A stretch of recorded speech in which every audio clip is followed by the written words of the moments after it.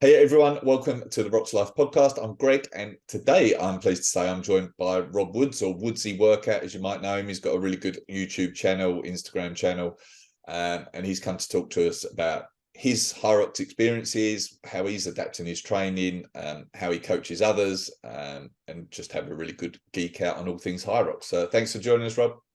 Yeah, no worries. Pleasure to be here. All right, so if we just start, can you just briefly talk about your background? And I'll just, like, before you get into that, I'll interrupt you, but and give some context. Like, what one of the reasons that I wanted to get you on was, like, I think you talk really well about Hyrox and, like, intelligently about the training and the techniques and so on. But also you're coming from probably more, you're a stronger guy as opposed to a runner. Like, you've got less running background, and now you're focusing more on Hyrox. So I thought it would be interesting for people, at least in a similar situation to you, that don't necessarily have that running background and maybe have come from a CrossFit or a more strength-based workout, to understand your story and what you're focusing on. Is that fair enough to say that's your background? Yeah, definitely. Yeah. So, I mean, I played a lot of sports through school. I was big into basketball at university, but then I've always loved the gym and just strength training in general. Since becoming like a personal trainer a couple of years ago, I kind of stepped up the strength training, and then I've done like a turf games style, and I quite enjoy doing some CrossFit style workouts. And then, but yeah, not a lot of running.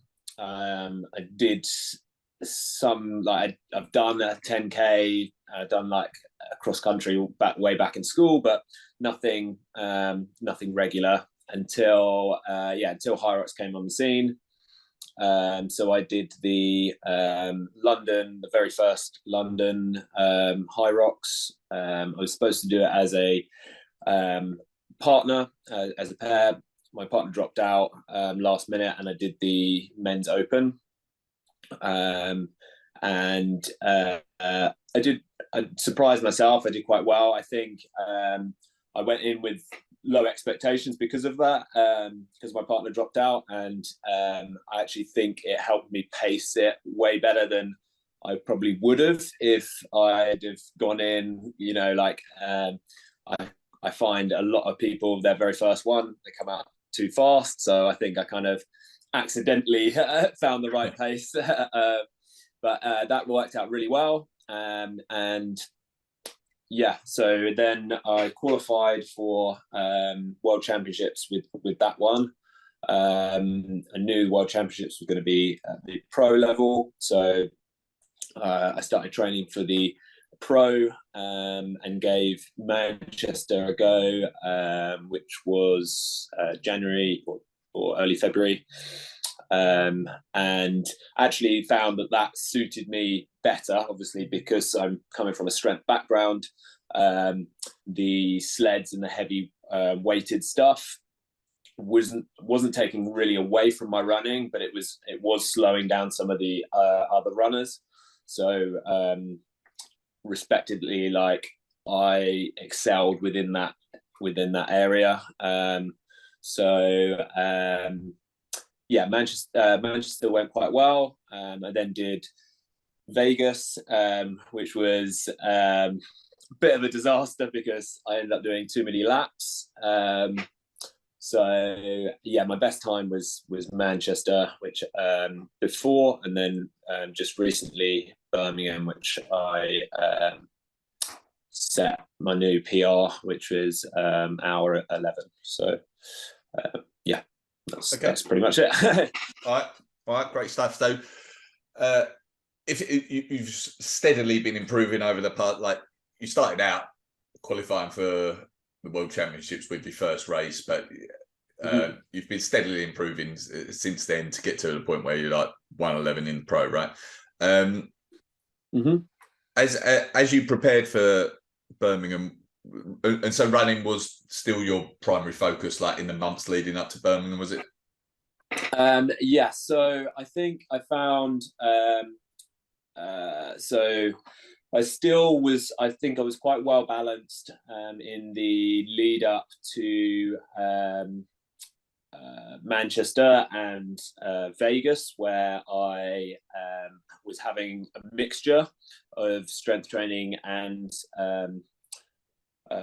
cardio, and only really after, because I still found that it's still a case of your top end strength will still improve your performance until a certain level. Whereas I feel like there is a strength cap, kind of where there's a minimum requirement, which is just, can you push the sleds?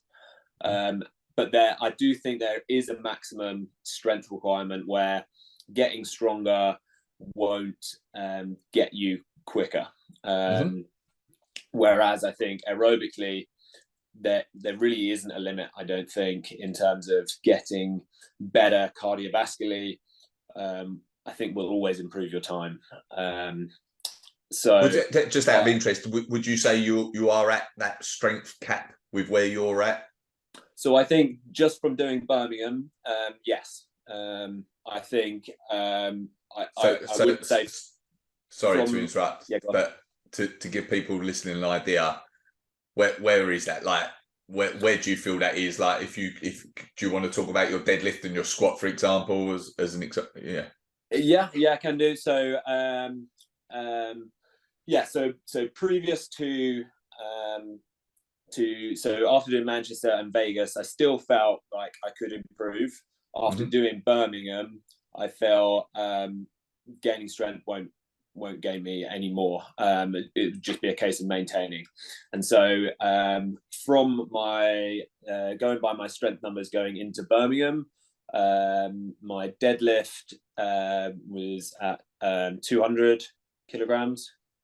My squat, I was doing front squats, so that's right around probably like 125.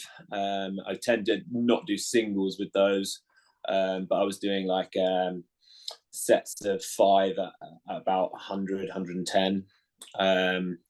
And what else, like bench press. Not I didn't focus mainly on that. I think much more overhead press for wall balls. I think bench press, you only really you've got the carryover of burpees, but that's much more muscular endurance. So yeah, overhead press was probably around 65 to probably about that. For at least like the deadlift and the overhead, you're talking single one rep. One rep, yeah. So roughly those kind of numbers.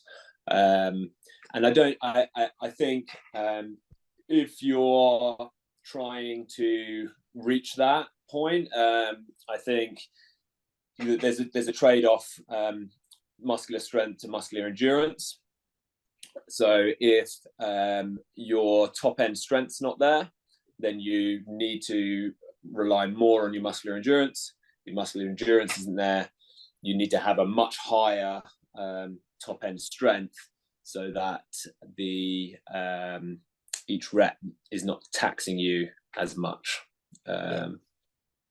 So I think that there is leeway there, and I think because I know with like the elite, some of those have a much higher strength, 1 rep max, but then it needs to match their muscular endurance. So some of them have a lower and a higher muscular endurance. Yeah, they do. And I should like probably just reiterate, which you touched on.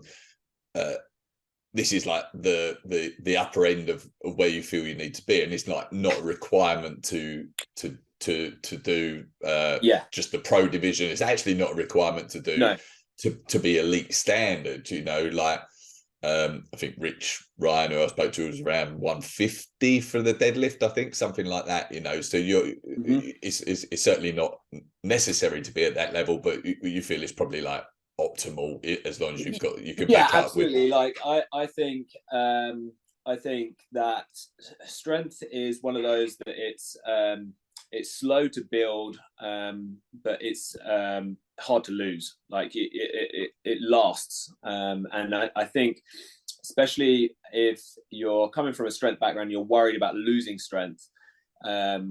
In by doing a lot of cardio, you might lose that bit of top end, but it's very easy to maintain whilst working on other things. So I think yeah, and like you say, it's not that's the upper end of where there's almost a cap. So I know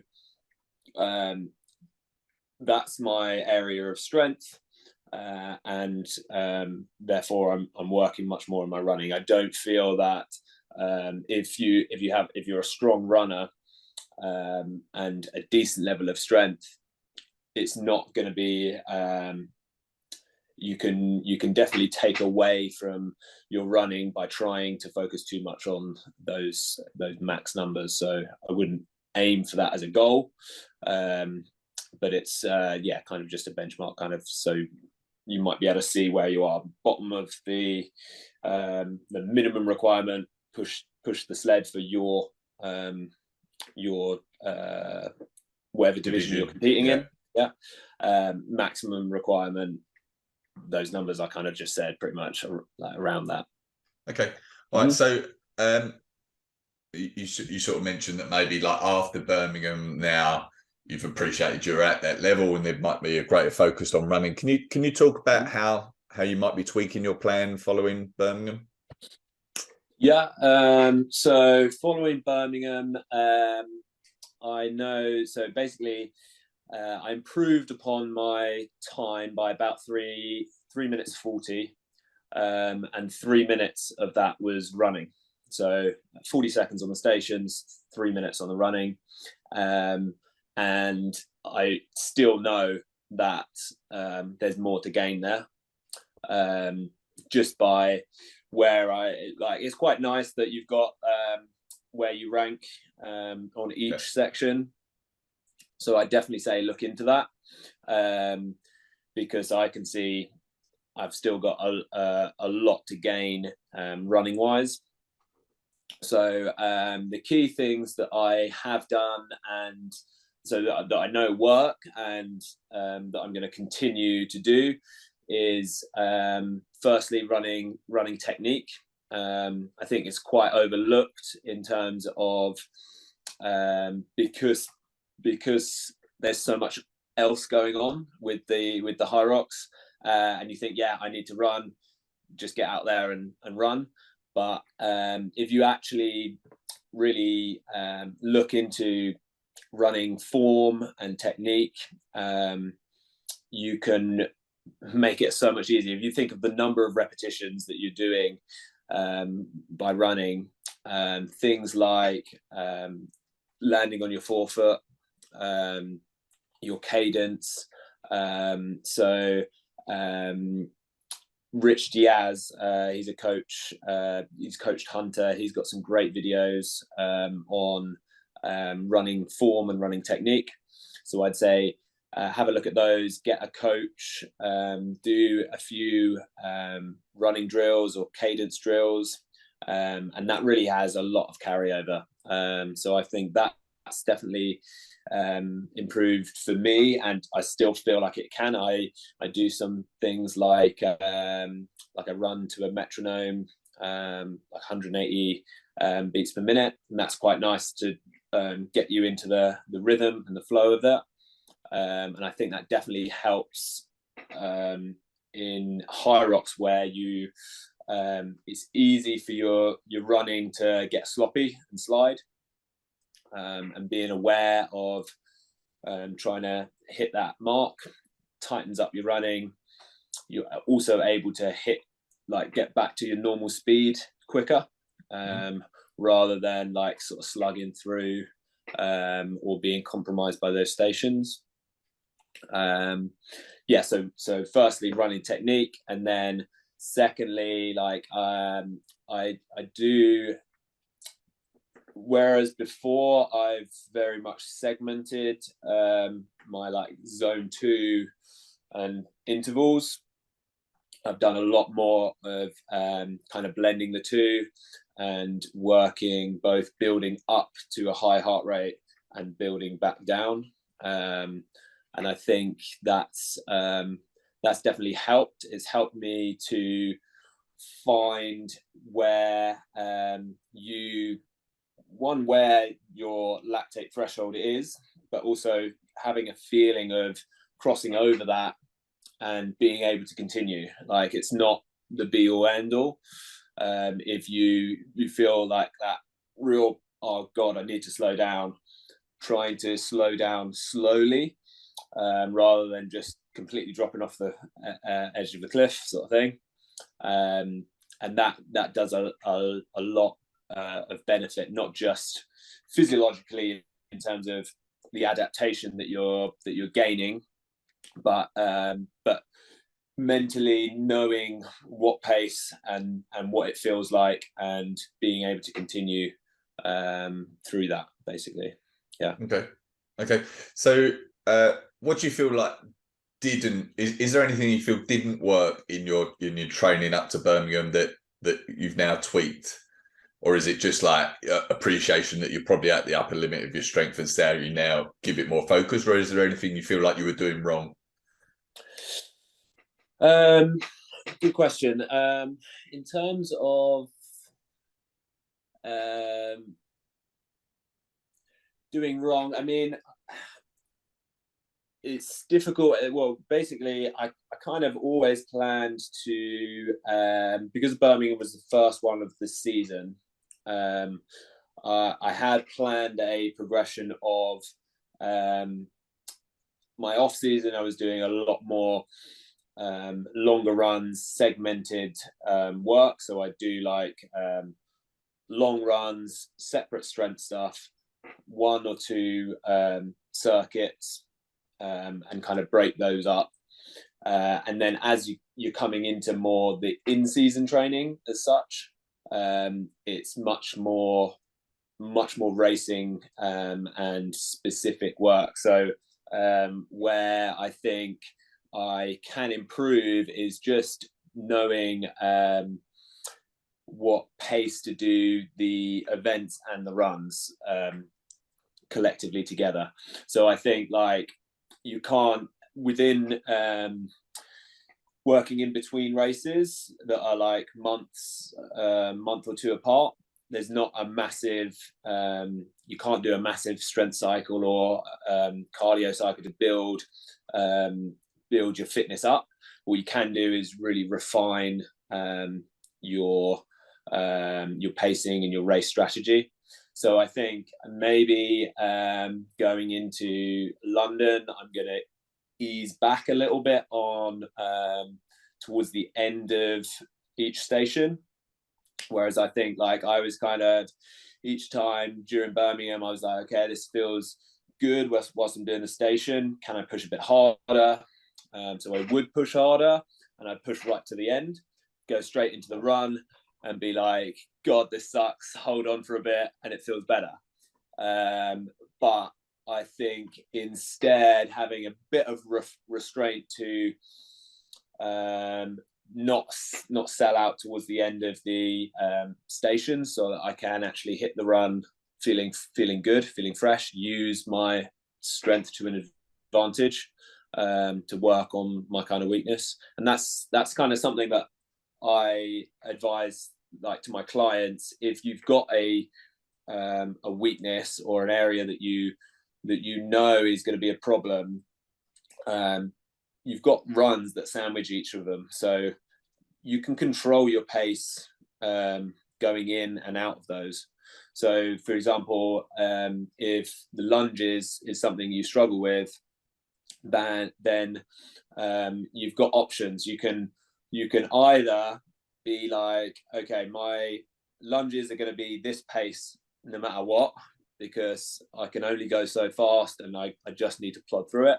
So you can run fast going into the lunges and know that it's going to be that pace anyway. My heart rate's going to come down, So go run fast going in and run fast coming out.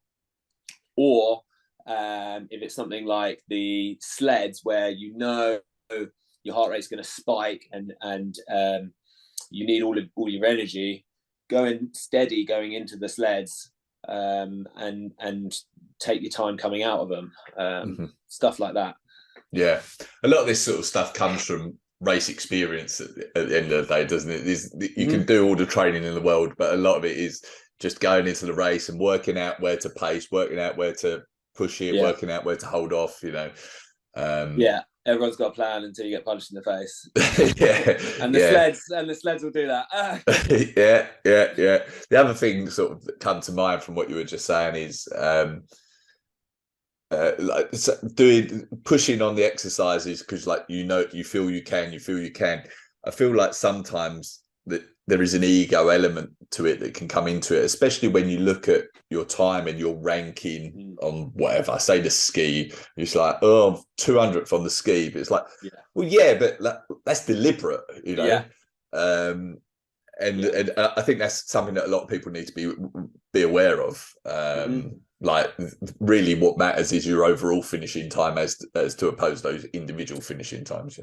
Yeah, exactly that. And yeah, you're right. It is almost a trap. It can suck you in, and you got to think like what we're seeing like in the similar to like the CrossFit world, where you can win events and not necessarily win overall. And like some of the best, like Justin Medeiros, I don't think he won any of the events or maybe one of them, and he ended up winning the whole thing.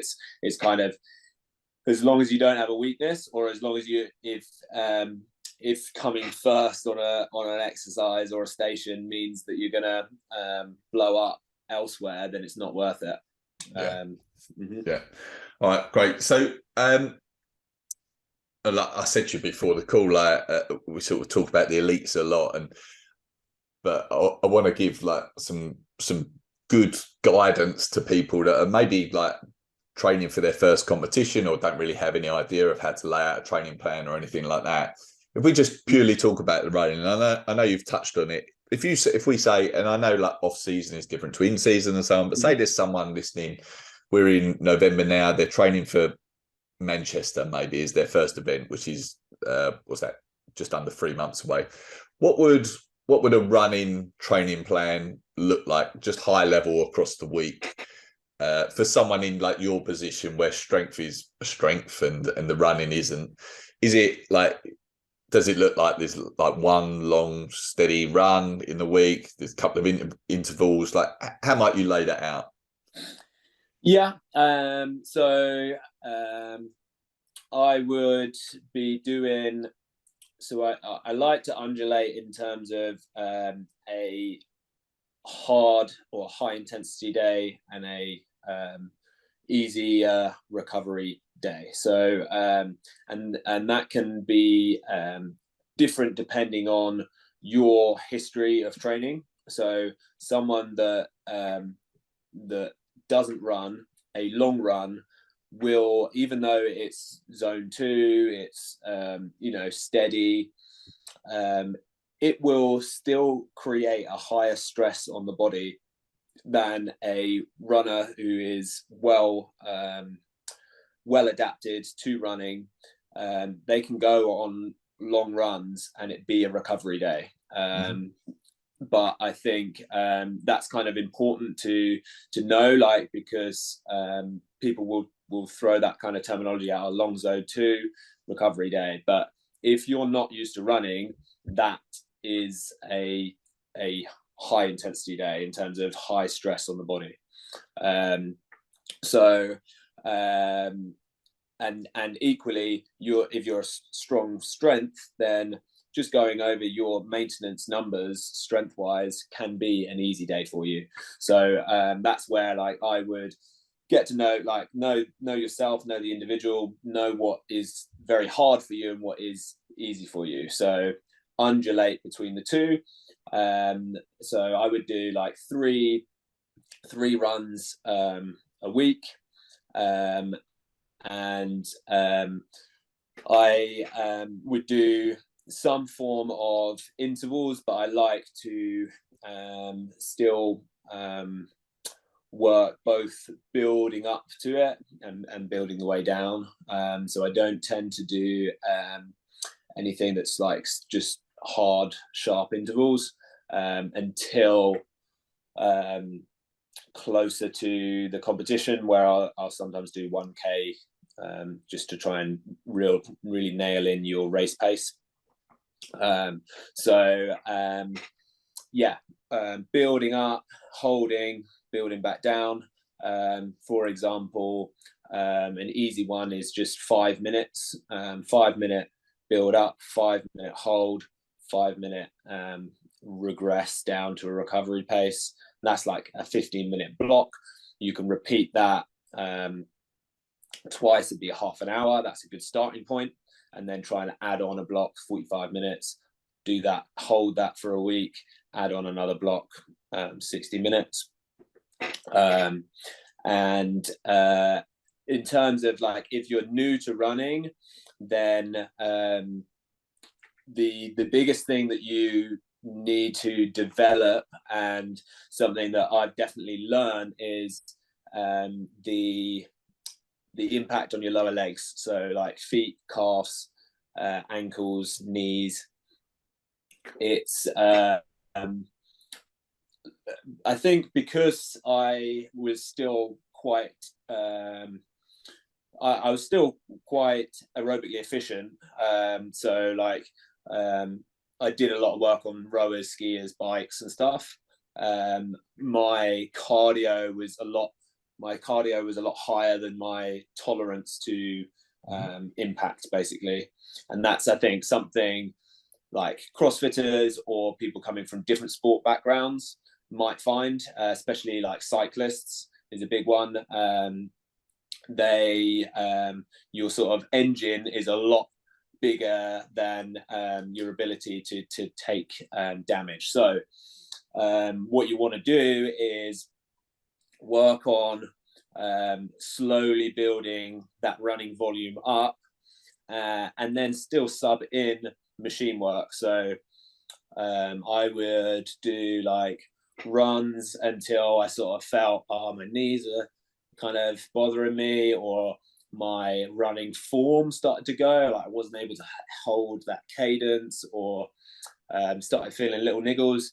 Come in, jump on stationary bike or rower, and finish out the time domain on that, because I think a limiting factor is that when we're doing the Hyrox, the event is for most people, on average, it's like an hour and a half, around that mark. You won't be able to run for, if you're a beginner, you won't be able to run for that long. But what you can do is run for as long as you can, and then make up the time on those machines. Mm-hmm. That makes a lot of sense, actually. It's similar to my experience, I would say. Like the impact of like the impact gets me more than the aerobic side of things. And I was talking with someone briefly in a Facebook comment recently, who was asking about how to know your pace. Like what sort of pace should you expect to run in Hyrox based on like half marathon time, 10K time, and so on. And my observation is that experienced runners are probably closer to their marathon type pace, or half marathon, somewhere between there, whereas less experienced runners coming into it and maybe training more specifically for Hyrox are probably towards like closer to their 10K sort of pace, because like there's that impact and the muscular impact. And like for me, like the thought of running a marathon, it wouldn't be like the aerobic issue, it would just be like the impact on the body that affects it more. So I think that's like, it's something like that people don't necessarily understand, is it's not just the aerobic impact from running, it's like the impact on your whole body. Yeah, yeah, no, definitely, yeah. And like that's something that you can like incorporate within your strength training, some exercises to help you cope with any imbalances that you might have, and also the demands of running. So things like working your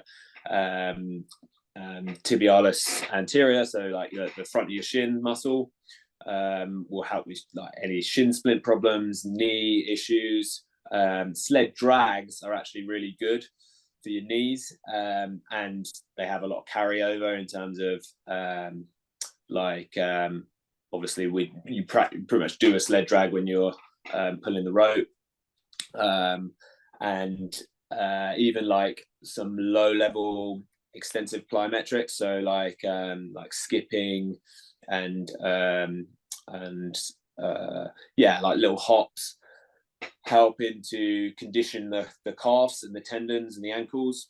That can really help, and so I'd put those on my strength days to help kind of counter the effects of the running.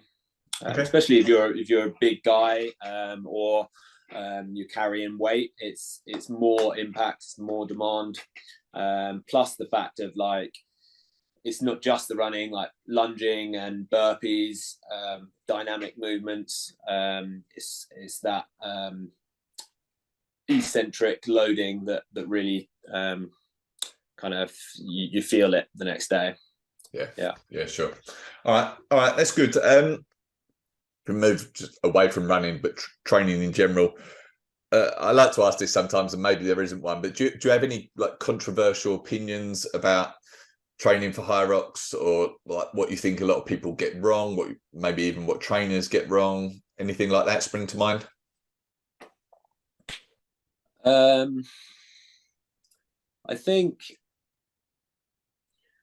well, the classic one is like doing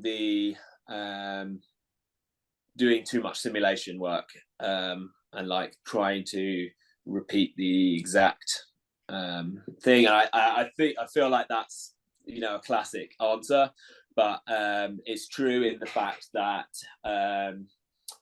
you kind of a lot of the times you're thinking, well, I need to be specific, and I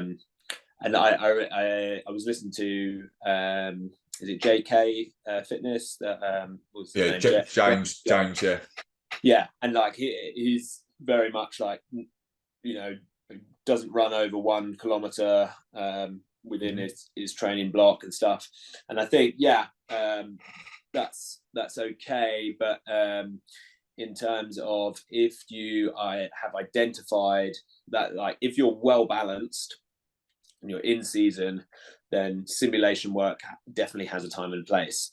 But if you have identified a weakness, and you need to dedicate more time to it, then trying to also fit in simulation work where you're breaking the body down overall and not allowing you to focus on one area, the areas that you need to, can be of detriment, sort of thing. And like peeling back, there's a lot of supplementary exercises that if you kind of look at it in terms of movement patterns rather than the specific exercises, there's ways where you can build volume and work on strengthening the muscles around that movement that is going to benefit you without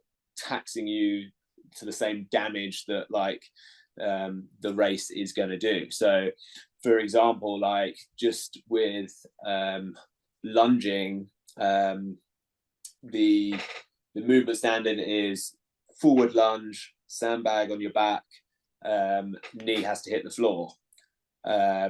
Well, when you're going at race pace, you're slamming your knee on the floor, and you've got like you have to balance the sandbag.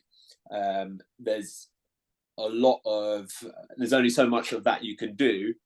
Whereas even like a step back lunge, varying your lunges, doing like, I do some like unilateral split squats, curtsy lunges, strengthening the musculature around that will help your balance, help your eccentric loading, and allow you to perform those lunges, feel more stable doing those lunges, so that you can then go consecutively without wobbling, falling, having to hit your knee on the ground, stuff like that.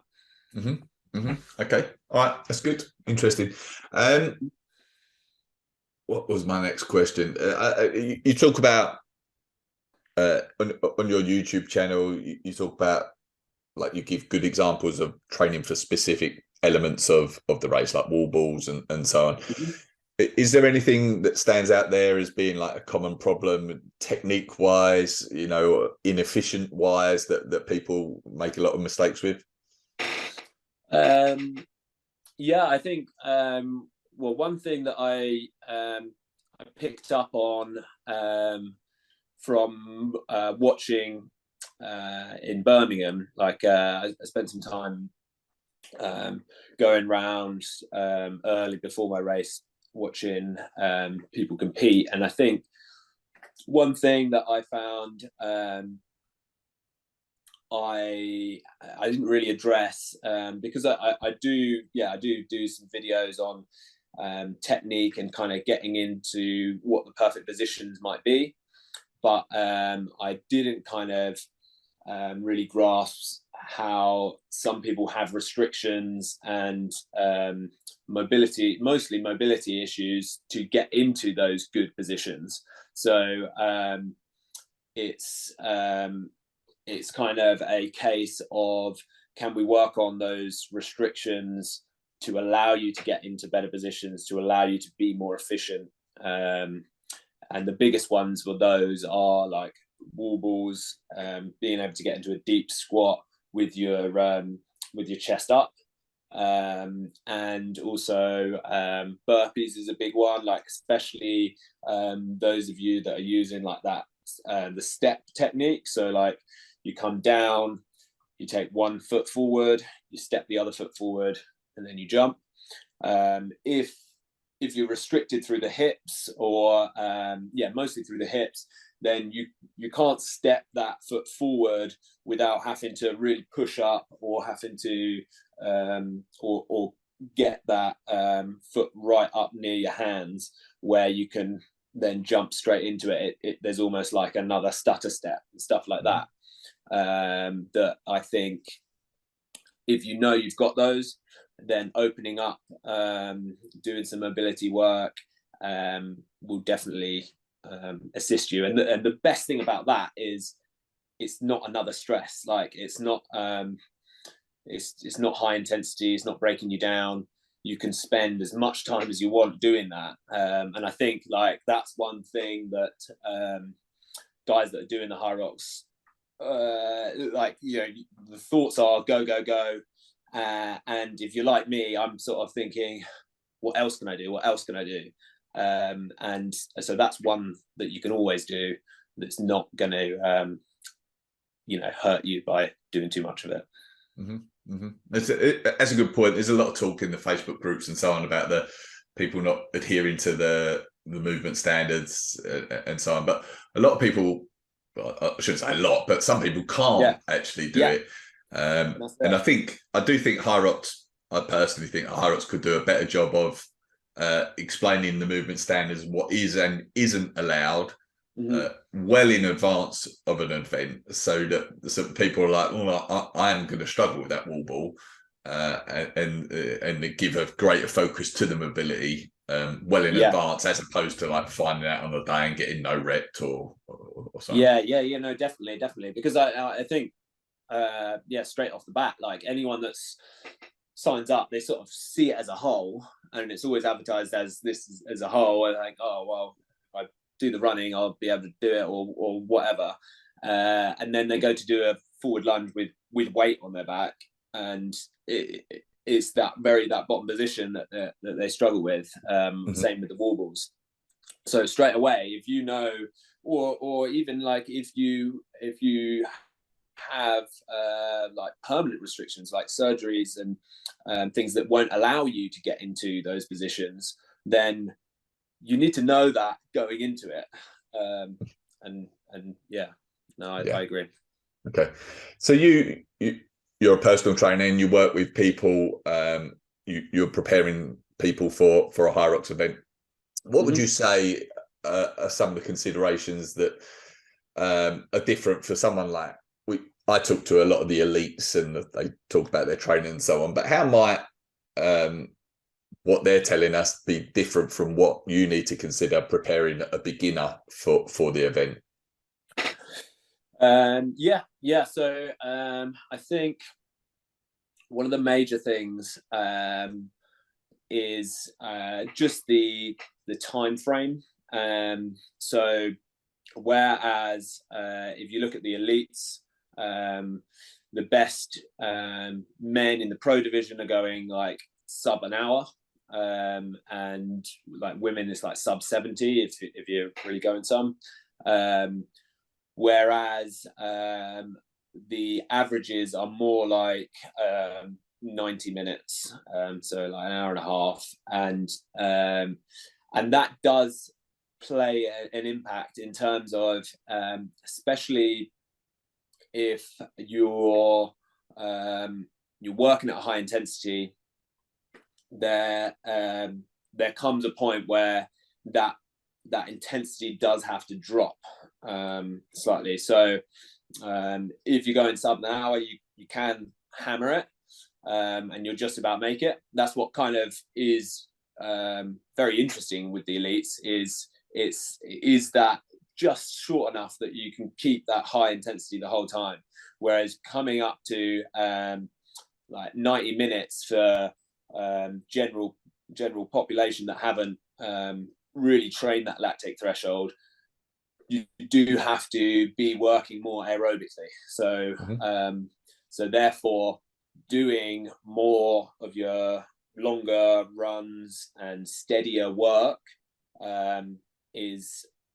has more carryover than doing like faster, harder intervals, shorter Metcon work, VO2 max training. I think that's a big one.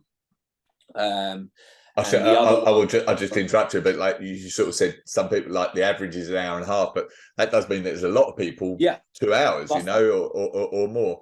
Exactly, yeah. Yeah. And the further that goes, the more you have to pay attention to your pacing and your and staying aerobic, so you're not hitting the like trying to stay steady throughout rather than like really hammering one area, because you just drop off. And then the other thing is fueling and hydration, because some of the elites will not need to fuel, or they'll have like one gel, not much water, and be within that window. Whereas if you're going, for most people, and it depends on how hard you're working and your body mass, but for most people you'll probably need to refuel around that 45-minute mark. So if you're going, if your target is an hour and a half, then you might need to fuel twice, and so that could be gels or sweets, hydration, and then obviously the longer you go, the more you're sweating, the more water you lose. So that's another thing to definitely consider that's different. What are you doing out of interest? You're at the 71-minute mark. Are you stopping for water a couple of times? Are you taking a gel, sweets in the race? So I am, and I'm now thinking it's not as important as I originally thought. So I do take a gel, and I will still take a gel. I tend to take that after the row, mostly because it's close to the halfway mark, and it's where my heart rate's at its lowest. I tend to be able to relax a bit more on the row. You're sat down, and then therefore I can take on fuel easier at that point. And equally, I'll probably, I think that's normally around about where I go to a water station. But from training and my experience with doing some simulation work, I have done the whole thing in simulation, which again is a little bit less intense, but done the whole thing without water and just fueled at the end. And I think that even though like I've done all sorts of, had my sweat tested, and I'm going to have my sweat tested, and I've done like weighed myself before and after simulations to measure how much fluid I'm losing, how much glycogen I'm using up, and really, other than a feel for it, like you feel you need water and your thirst, if you can kind of get over that, you should be all right, so long as you're not overheating. And so that's where like sometimes you see people go to the water station just to dump it on their head, and that actually can often have a lot better effect than just taking a mouthful, because of the amount you'll slow down to take a mouthful of water, the difference that mouthful is going to have. It's a way up game. But I wouldn't say, like, I'm not saying like don't go to the water station when you're thirsty, because there is a bit of a danger there. But like I think practice limiting it and having it before and after, as long as you're really hydrated before, and that's where like electrolytes come in, and carbohydrates before your race is really important. You should be, for me anyway, like around that 70-minute mark.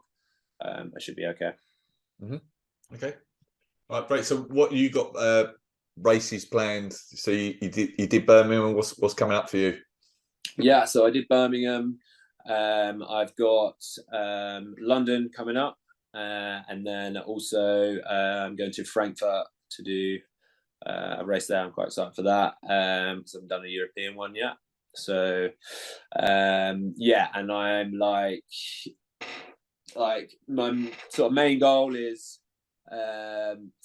like trying to hit sub 70. I think that's kind of my goal for the season as such, and then I'd love to qualify for the World Championships, but that's kind of depending on the other competition. That's kind of outside of my control. So my goal is mainly just do it as fast as I can. If I qualify, then I'll definitely do World Champs in Manchester. If not, then I'll probably do the London one in the summer. Okay, all right, nice. So you do coaching. Do you want to talk about your coaching and your YouTube channel a little bit as well? Yeah. So I do remote coaching and in-person coaching. Our gym is just affiliated with Hyrox, so I work at Coactive Health in Shalford St Giles, and we do in-person training, classes, and also we're kind of just about to roll out a course, so it would be like classes as well as a program to do on your own. I do remote coaching as well, so that involves just like a consultation, and I will check in with you and write your programming and kind of just periodically check in, work on modifying it to your needs, and then I will be releasing just a standalone Hyrox program that will hopefully drop just after London, so around the 20th. I'll be releasing just basically all of my kind of principles, most of what we talked about, as a guide, and then as a how you can combine all of that into one training program and have it laid out for you, so you don't need to overthink it. Okay, nice, busy boy. Yeah. Plus lots of videos. I'll keep churning those out. Like I know it's just great, like hearing the feedback from everyone, and especially like now that it's been going a while, when I'm sure you've sort of felt that, like when you go and people genuinely used your information and are grateful for it. So like that's just really spurred me on to keep going and keep putting more content out there. Yeah, definitely. All right, brilliant. Anything else to add? Anything you wish I'd asked before we finish up? I think we covered most of it. Yeah. Okay. All right, brilliant. Yeah. Well, thank you. Thanks for joining us. I appreciate it. It's a good chat, really intelligent chat. I liked it. So yeah, thank you. Thank you. All right, take care, everyone. See you soon. Right. See you later. Bye.